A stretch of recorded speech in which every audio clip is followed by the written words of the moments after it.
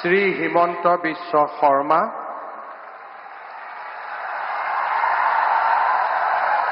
ঈশ্বৰৰ নামত শপত লওঁ যে বিধিৰ দ্বাৰা স্থাপিত ভাৰতৰ সংবিধানৰ প্ৰতি মই প্ৰকৃত বিশ্বাস আৰু আনুগত্য পোষণ কৰিম।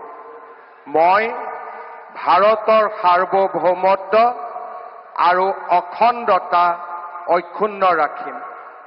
মই অসমৰ মুখ্যমন্ত্ৰী হিচাপে মোৰ কৰ্তব্য বিশ্বস্ততাৰে আৰু শুদ্ধ অন্তঃকৰণেৰে সম্পাদন কৰিম আৰু মই ভয় বা পক্ষপাত, অনুৰাগ বা বিদ্বেষ নোহোৱাকৈ সংবিধান আৰু আইন অনুসাৰে সকলো শ্ৰেণীৰ লোকৰ প্ৰতি ন্যায় আচৰণ কৰিম।